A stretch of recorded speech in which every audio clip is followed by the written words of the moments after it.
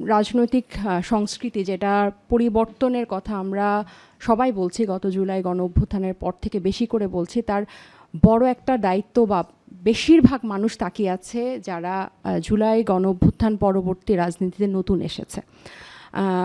এবং এটা আমরা নিজেরাও এটাকে আমাদের দায়িত্ব বেশি বলে আমরা মনে করি।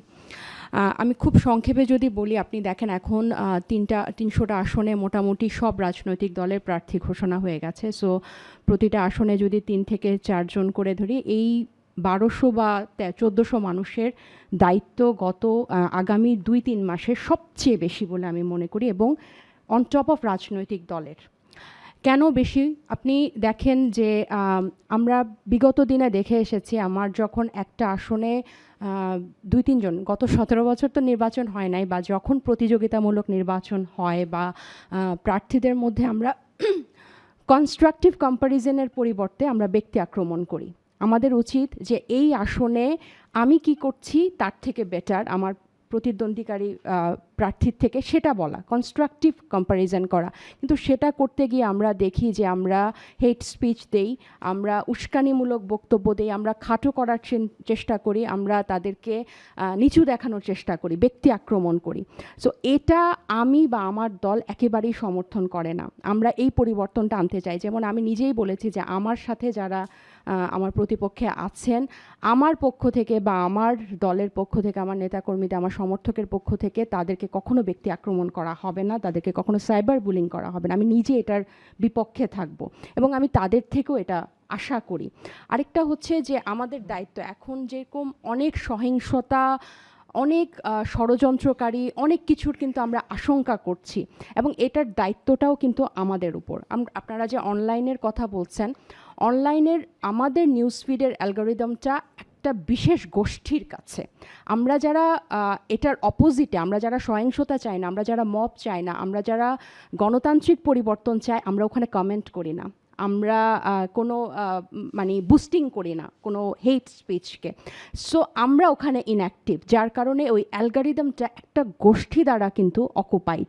সো এটার বিপরীতে আমাদেরকে আমাদের অবস্থানটা এখানে শক্ত করতে হবে, এবং রাজনৈতিক দলগুলো এই দফা 2026 থেকে এটা অবশ্যই তাদের প্রার্থীদেরকে, তাদের নেতাদেরকে, কর্মীদেরকে এটা নির্দেশনা দেওয়া উচিত যে আপনি কনস্ট্রাকটিভ কম্প্যারিজন করে কথা বলেন, কিন্তু মানুষকে ব্যক্তি আক্রমণ করে উস্কানিমূলক বক্তব্য দিয়ে। দেখেন, আমাকে যদি কেউ একজন বলে যে আমি আমার ধর্মে বিশ্বাস করি না বা আমার চরিত্রে কোনো সমস্যা আছে, তখন কি হবে? যে আমি একটা বিশাল জনগোষ্ঠীর কাছে ভালনারেবল হয়ে গেলাম, আপনি আমাকে তুলে দিলেন তাদের হাতে আমাকে আক্রমণ করার জন্য। তাহলে আপনি দায়িত্বশীল আচরণ করলেন না, আপনি একজন নেতা, আপনি একজন সংসদ সদস্য প্রার্থী। সো আমরা বা আমার দল, আমি এটা কখনো করব না। আর গত 15 মাসে বিভিন্ন নারী রাজনীতিবিদ বা নারী সংগঠকের উপর আমি সহ যে ধরনের সাইবার বুলিং হচ্ছে, সেটা থেকে আমি এটা প্রতীয়মান যে একটা নারী যখনই ভয়েস হবে, এবং নির্বাচন কেন্দ্রিক আরও, আমি নেক্সট জানুয়ারি মাসের জন্য আমি খুব মেন্টালি প্রিপেয়ার হচ্ছি যে এটা অনেক বেশি হবে, এবং এটা কিন্তু আপনি আমার একটা ভুল ধরেন যে আমি একটা ইশতেহার দিয়েছি এটার সমালোচনা করে। সো এটা আমার কাছে মনে হয় সবচেয়ে বড় দায়িত্ব। আরেকটা হচ্ছে আইন শৃঙ্খলা। আমাদের আইন শৃঙ্খলা নিয়ে, আমাদেরকে প্রশাসনকে নিয়ে আমাদের অনেক দুর্বলতা, এবং গত সপ্তাহ, গত কয়েক দিনের বিভিন্ন ঘটনা আমাদেরকে অনেক মর্মাহত করেছে, আমাদেরকে ডিমোরালাইজড করেছে।